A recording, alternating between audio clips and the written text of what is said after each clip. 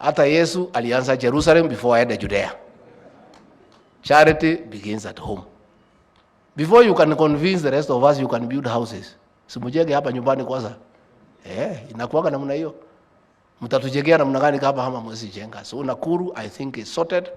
We have got a good team, and I think we should have enough houses, affordable, to dignify the people, not just of Nakuru, but the people of Kenya. Again, Nakuru is a host to all communities. It's cosmopolitan. Everybody is here in Nakuru. And all those people who came from elsewhere want houses that are affordable.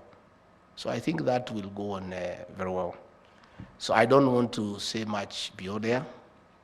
You know, my boss is away, so I'm the one in charge. I need to keep going so that I make sure nienda nipanga maneno, sitaki kumwaga unga yangu. Najua Susan, wewe ukitaka yako imwagike, mimi hapa naiko hapo. So mimi ni kuchunga maneno ya boss yangu, housing nini. Nikiona watu wameweka sufuria kwa kichwa, ninawatoa, ninarudishia mama. Ndio tusibuane. Na tunataka tu tukiwa hapa Nakuru kuomba hii watu ya masufuria. Tafadhali muache kusubua mama wetu. Sufuria ni ya kutupikia. Sasa kila siku mnachukua sufuria, mkienda kwa inatia gas inapotea. Mnaenda mnachukua ingine inapotea. Sasa kitchen yote hakuna sufuria.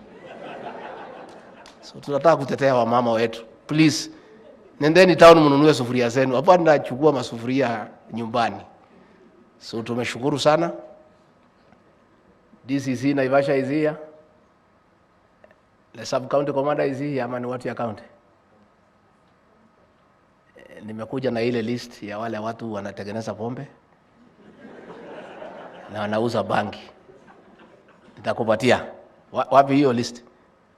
Iko hapa. Kuja Kivara. Sasa